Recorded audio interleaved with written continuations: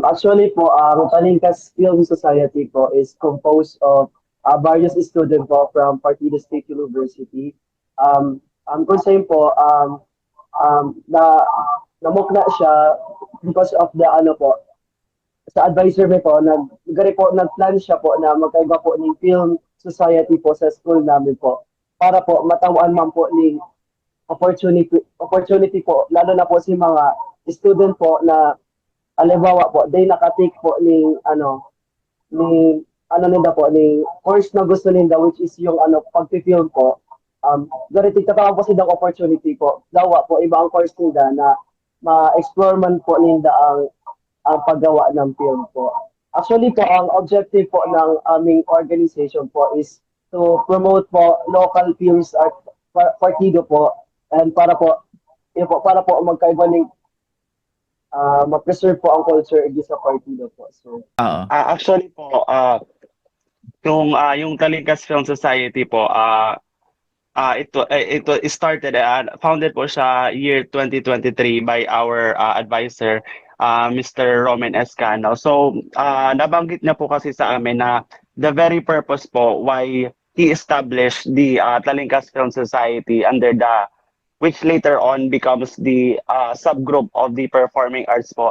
Nakita niya daw po kasi ng potential yung mga students sa Bachelor of Arts in Communication, specifically po sa year nila Miss Ellen Guadalupe sa isa pong film na ginawa nila. Nakitaan niya po ng potential yung mga estudyante na kayang mag-produce ng mga local films, specifically po yung mga themes and concepts po ng film na ginagawa is focus po sa partido culture. Tapos nabanggit niya rin po na yung pinaka-objective niya po why he established the Talingkas Film Society is to help the students to develop their skills po in filmmaking. At tapos tama rin po yung sinabi ni Carl na yung Talingkas Film Society po kasi is open for all siya. So, ibig sabihin po, kahit po na hindi ka com student or hindi ka film student, pwedeng-pwede ka pong mag-join or pwedeng-pwede ka makapasok sa organization as long as na nandun po yung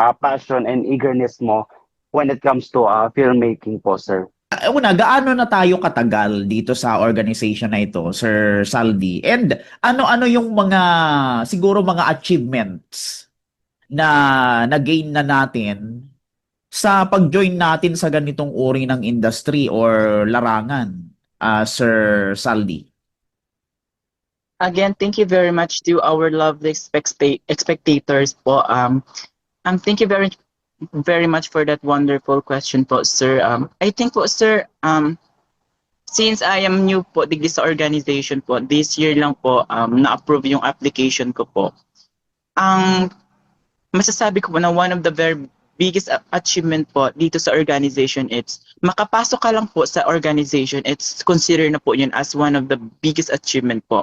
And when it comes naman po doon sa mga achievements na when it comes to the competitions na yung ginagawa or kini-create ng organization which is the Talingkas Film Society, it's na-showcase siya in different levels, like tinatawag nating Sorok Film Competition po. And with that po, we are not just showcasing yung literal na video, we are promoting what the videos are trying to convey, what the videos are trying to showcase, and what the videos and the characters itself trying to deliver the message of and the story of the film po. And with that po, kasi being part of that organization, it's really important na malaki siyang bagay para sa atin, not just sa amin as an part of the organization, but also doon sa mga viewers na mabe-benefits ng aming videos through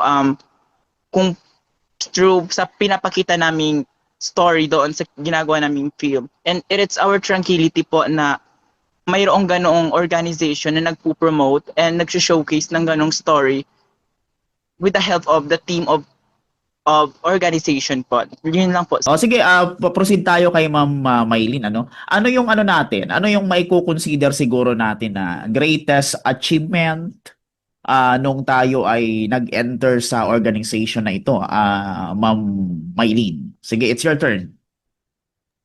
Good morning po.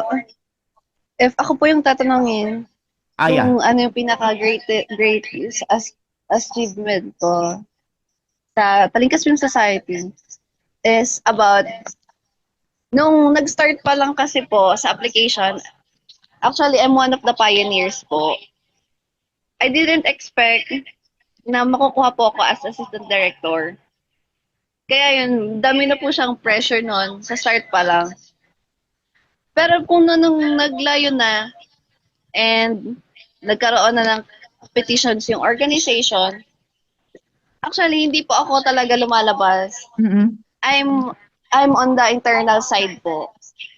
So, sa akin po, ang naging achievement ko po is yung pagiging secretary ng organization po. Thank you Ayun. po. Okay, okay, okay.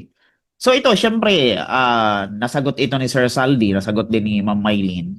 Sa inyo naman, Sir Carl or Sir Chino, unahin ko si Sir Carl, ano yung ano natin, ano yung achievement naman natin or parang maiko-consider natin as tagumpay. Talaga nung sumali tayo dito sa organization na to, naging ganito ko. Naging ganito yung buhay ko, naging ganito yung aking talent. Ano yung mga ano natin, achievement, Sir Carl? Sige po, sir. Actually po, sir, ang organization may po, sir, nagjo-join po siya sa various competition, film competition po. Naglalaban po kami local, regional, and national po. Inot mi po ang binalihan is yung local, ay sa local po, nanalo po kami doon po, under sa municipality lang po ng Goa po. And I am one of the actor po doon. And, and editors din po. And yun po, nag-phone po naman si Gary, si Gary, namuya ko namuyahan ko na po si Pagpipiyog po. Kasi, Gary, worth it po si Gabos na pagal ko po. And sunod po, si paglaban ni po sa national, 2 times po kami, 2 beses po kami nagbali ng national competition, sa Sorok po siya. And, marami po kaming nakalaban doon na mga filmmaker po under sa loob ng Pilipinas po, and kung saan may nakalaban na din po kaming mga artista po and mga sikat na actor and actresses po. And para po sa amin fulfilling po kasi nasa local lang po kami under the the university po digdi sa Partido. Nahihiling man po garay po kami nahihiling man po garay ang passion may as a filmmaker po. And also po, so pagbali mo po sa regional po, sa DOH, sa sa about po siya sa advocacy sa drugs po, at ang pag-prevent po ng paggamit ng drugs. Nag-compete po kami diyan sa Naga po, and nakakuha man po kami ng mga awards. Nakalaban ni po man po si mga university and colleges po under the Bicol region po. And nakakuha po kami naman ng Resident Choice Award and People Choice Award po. And maugwa po kami kato kasi po worth it po si Gabos na pinagalan mo po. Iyon. Alright, alright. Sige, proceed tayo kay Sir Chino. Ano naman, Sir Chino, yung ating tagumpay, nung tayo ay nag-enter sa organization na ito. Hello, sir.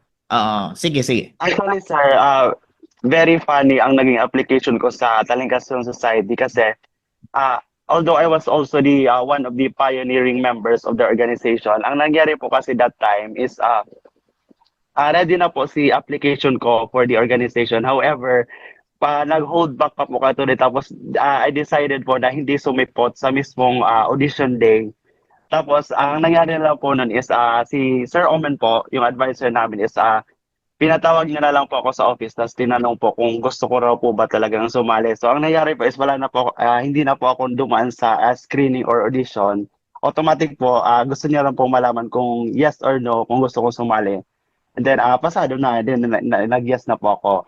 And apart from that po, I think po one of the things that I could consider po a biggest achievement of me joining the organization is being able po to use the platform not just for my self gain but using the platform to inspire the viewers po in a way of showcasing different themes and concepts through our produced film po. So yun nga po, naging part na rin po ako ng several production teams na ginawa ng film ng Talingkas Film Society, which also competed in national, local, regional, and even national competitions po.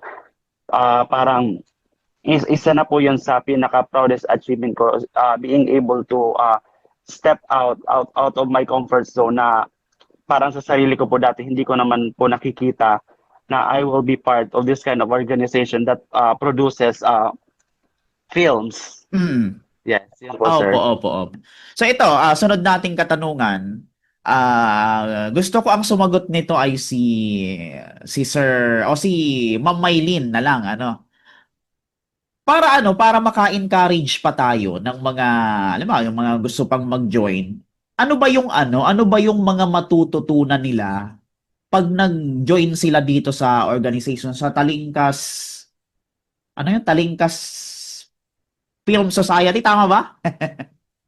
Yes po, sir. Yan. Ano yung mga matututunan nila kung sakali man? O ano yung mga natutunan nyo? Or matututunan pa ng iba pagka sumali sila, nag-join sila sa ating grupo na Talingkas Film Society? Ma'am Maylin. So, thank you po sa question. Actually po, may mga narinig po ako na behind the stories na ang iba po, wala talagang background sa film. Pero, nung sumali sila sa organization, marami silang natutunan, naging flexible sila.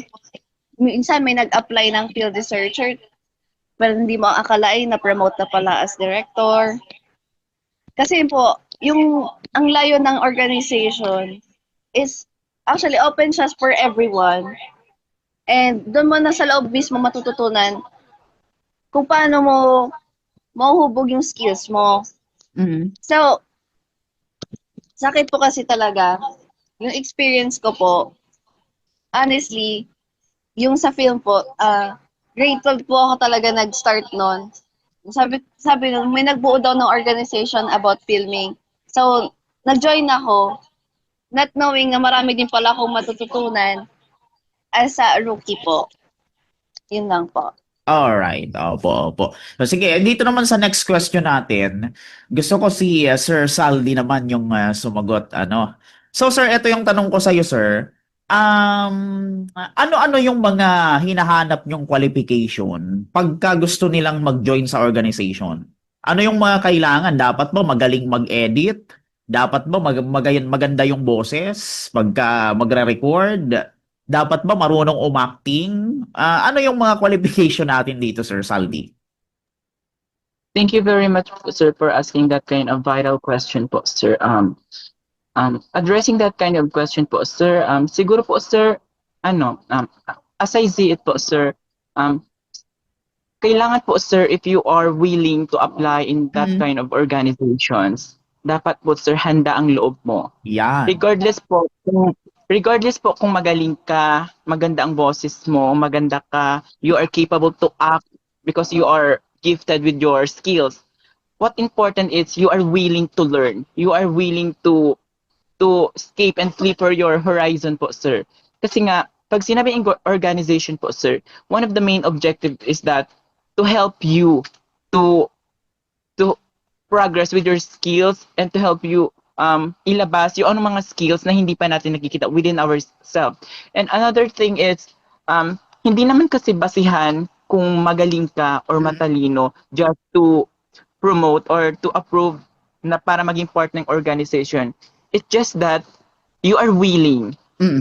Handa ka and alam mo sa sarili mo na you are passionate to apply. So, you love filming because you are aware and talagang passion mo din po siya.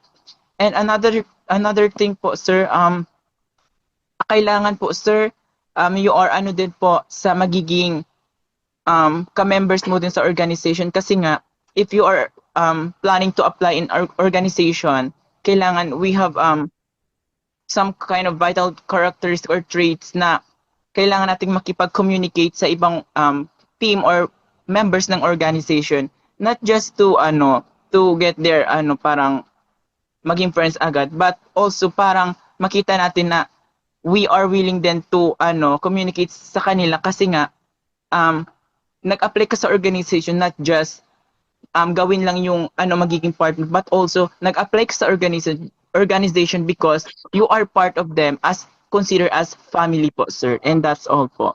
Alright, yun. So ito, mapollow up ko lang sa iyo, Sir Saldi, ano. So kahit walang karanasan, alam mo, kahit walang experience sa industry ito, tinatanggap nyo basta nandun yung passion niya. Tama, sir? Exactly po, sir. Yes po, sir. Exactly. Kasi lahat naman po may mga natatagong skills and galing. What important is yung tinutulungan natin yung tao na ma-showcase yung skills na hindi natin nailalabas.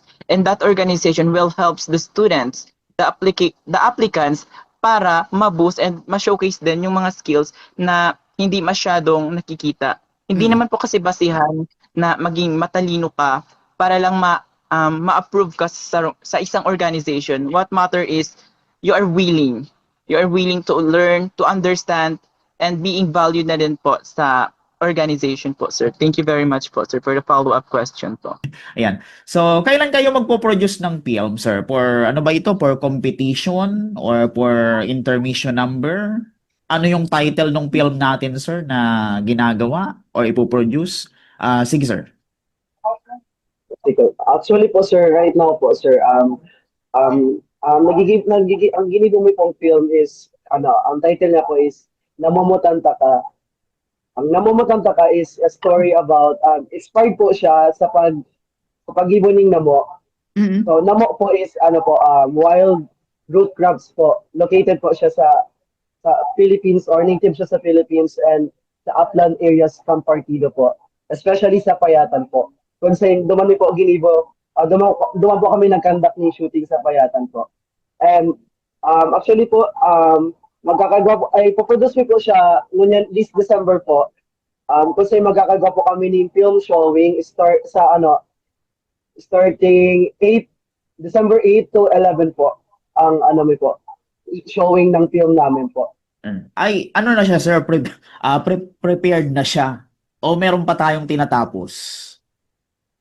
Actually po, under po siya, editing po. Kasi po, 1 hour and 30 minutes po siya, and masakit po siya po talaga sir, i-edit in ayuson po talaga po. Opo. So, ito again, follow-up question ko dito, Sir Carl. Tungkol saan yung movie? Hindi ko kasi gaano na kanina eh. Tungkol saan, sir? Tungkol po siya sa process ng pag-ibuning namo. Mhm. Inspired po siya sa process po.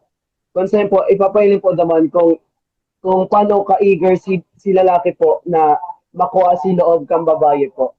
Very inspired po siya. Di ba po, ang process po kang pag-ibuning namo, it takes time po bago po siya makuha or bago po siya makakan. Ganito, compare me po siya sa love, na gari aragang love, haluyon po siya, haluyon na process bago mo po makuha si tawang nagugustuhan mo po. Araw po siya po. Ayon, very well said. So itong sunod kong tanong, si Sir Chino naman yung sasagot, So, gaano, para sa kaalaman ng lahat, so para aware yung ating audience, Sir Chino, gaano ba kahirap gumawa ng film? Kung gagawa ka ng film, syempre hindi naman ito madalian na isang araw ginawa mo ng ganito, ilang oras lang tapos na. Feeling ko naman hindi ganun, di ba? Gaano siya anong tawag nito? Kahirap yung paggawa ng pelikula. Magmula sa pag-isip ng concept, pag-edit, pag-shoot, hanggang sa finished product nitong output natin, Sir Chino.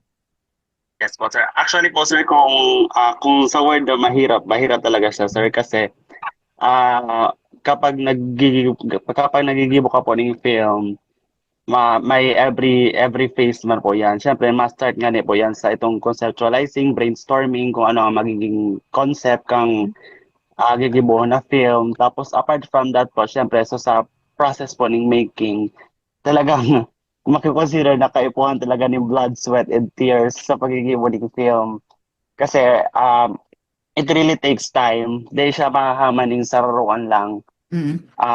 May mga times po na habang nag-shoot kami kaining film pabalik-balik po kami sa lugar. Minsan po duman na kami nagsistay, na para bang doon na kami nagbo-boarding house. Mm. Hindi na po kami nag-uli sa mga kanya-kanya naming boarding house. Doon na po kami nagsistay hanggang sa matapos po siya. Tapos regardless po of the challenges po na naranasan po namin, kapag once po kasi na makita mo na yung finished product or so pinagalan po nindo, mawawala man po ito gabos kasi duman mo may healing. So itong teamwork and willingness kang every member of the production habang po ginigibo sa film. So very very very much fulfilling siya, and at the same time mako-consider ka mga BEcom students as their proudest achievement na makapag-produce ng full-length 1 hour film po, sir. Oo. So ano, parang walang tulugan dito, sir. Tama? Yes po, sir. Actually po, sir, kasubanggi lang po. Kasi nasa editing phase pa po ang team mi po.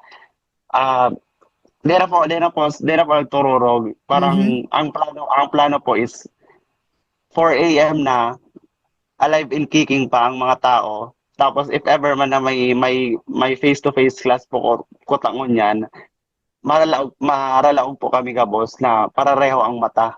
Mhm. Ay, yun nga, ano. So, para palang thesis to, sir, ano? Yes po, sir. Oh. Okay, yun. Pero ito follow-up question ko ulit, Sir Chino.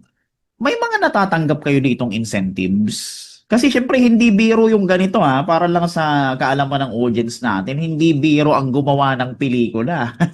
Yung mga, 'di ba, yung wag na yung sa ano, wag na yung sa wag na muna nating tingnan yung pagod, yung sleepless nights, yung mga efforts natin na mga untiring efforts, yung mga pagbiyahe natin, yung gastos. Siyempre, kung gusto natin ng good quality movie or film, siyempre gagastos talaga tayo dito. Hindi maiiwasan 'yun. Ano? Dito, sir, may mga natatanggap naman tayo ng mga incentives just for compensation sa atin Yes po. sa paggawa ng ano, sir. Mm. Ano po, sir, ang nangyayari po is prior to producing the film po, before po, ang ginibo po kang production team po this Mhm. year, nag kapalbukan na po kami, nag-send po kami ng mga solicitation letters sa Mm. mga business and establishments po igde para po somehow makahagad po ning financial na tabang sa pag-produce mi po ning film. So luckily po may maigwaman po ning mga nag-extend kang sa indang help sa samuyan na nakatabang po talaga sa production mi po kang film. Tapos very very much grateful na rin po kasi once na matapos mi na po ning film ang si Talingkas Film Society Organization po kaya every year nagkakandak po ning Talingkas Cine Festival na kunya po nasa year 3 na po. Tapos ang nangyayari po dyan is itong mga produced films po ning third year students, pinapa-film showing po siya. Tapos duman na po nababawi si itong mga nagastos may sa pamamagitan po ning pagpapadalan po sa mga students ng Partido State University and interested po na audience na kung saan mabakal po sila sa morning ticket for showing. Tapos si Kwat naman po na malilikom duman sa showing is yun naman po ito ang magiging balik sa production ni pa duman mi na po din binabawi minsan si mga nagagastos mi po, sir. Oo, opo, oo. Paano yung ano natin, sir? Halimbawa, mag-shoot tayo sa ibang lugar. Kung malayo, wala tayong ano, halimbawa, allowance na binibigay sa atin, pamasahe, man lang, or Wala what, po, mga sir. ganon. Ang nangyayari po is kanya-kanya rin po and nag-contribute na lang po ang per member of the group. Na yun na po ito ang gagamit na expenses. Kumbaga po, gabos po talaga from pre-production to the process, tas output. Gabos po ito magiging shoulder kang mga students. So nasa mga estudyante na lang po kung paano po sila mag-iboning paagi para somehow po makaigwaning tabang apart from their personal contribution and group contribution po kung paano makakatabang sa lalong-lalo na po, sir, sa financial po na urulayan. Oo. Yun. So, ang sunod kong tanong, si Ma'am Maylin naman yung ano, sasagot. Yan, sinicirculate ko lang ano, para lahat tayo makasagot talaga or mabigyan ng pagkakataong makasagot. So, ito Ma'am Maylin, dumating ba sa point na halimbawa nakagawa na tayo ng movie, pinaghirapan natin yung untiring efforts nandun talaga, 'di ba? May mga pagkakataon na hindi tayo nakakatulog para lang matapos yung project, yung output. May mga pagkakataon siguro na hindi na tayo nakakakain, 'di ba? Gutom tayo, pagod tayo. Para matapos lang yung output, tinitiis natin. Tapos at the end of the day, hindi pumalo sa takilya, hindi yung mga gano'n na ano, parang na-disappoint yung mga tao, 'di ba? Or anong tawag nito, bagsak sa ibang mga nakikinig or nanonood. Na-experience nyo ba yung gano'n, mga sir and ma'am, o Ma'am Maylin? Hello po. Hello, hello, hello.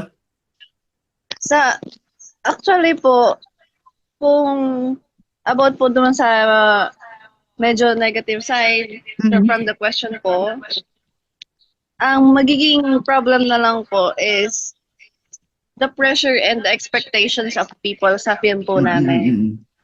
Kasi given na mga may mga ka-teammate po ako na may mga background na sa filming, so nag-expect po na may quality po yung magiging output namin. So, actually po, nasabi na tong full length po, last term pa po. So, finals na po.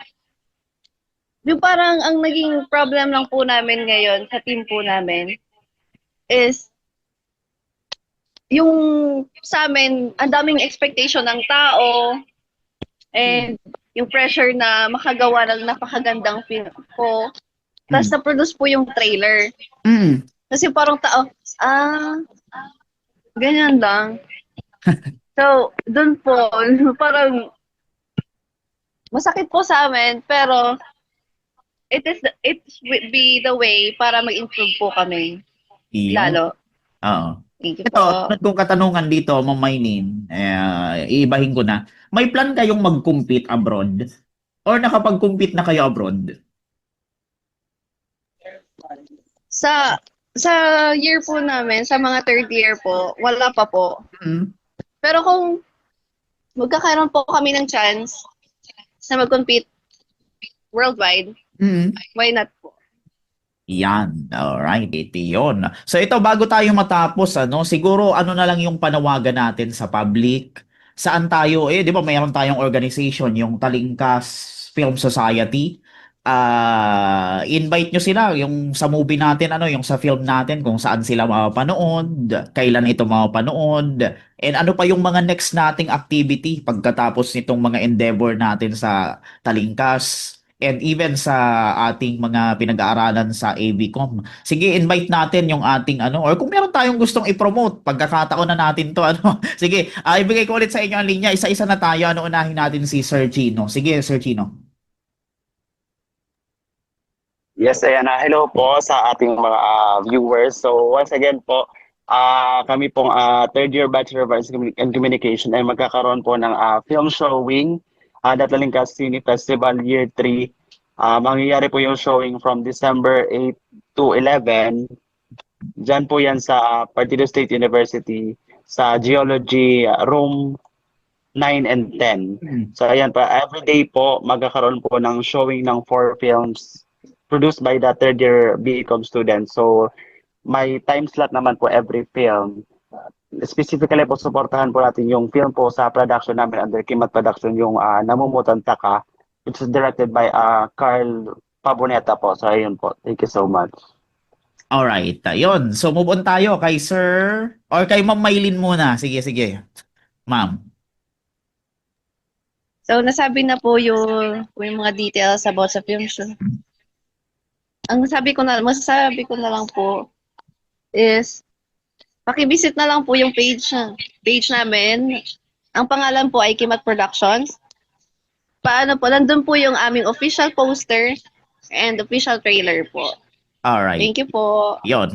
Meron kayong gustong idagdag, Sir Carl? Kasi po sa pag-film po, this week po magkakaroon po kami ng theater play po. Next time po, under the po siya, third year student po, kang BA ko po. Bale po magkakarga po ng apat na play and iniimbitahan niyo po ang The Boss na magdalan po. Available po ang ticket for only 50 pesos po per day po. Two plays na po yan sa Sarong Aldaw po. Iyon. Alright. So, Sir Saldi. Thank you very much po sir for for the last sa akin din po sir, we are soon uploading promotional video about our program po sir, and we are encouraging those students na nasa senior high school na want mag-apply sa Partido State University na i-visit po ang page. What page po yun? I think i-announce na lang po namin sa basta po ang yung promotional video po, it's about yung mga happenings po sa program namin, what are the things na nangyayari behind those cameras, and thank you po, thank you very much.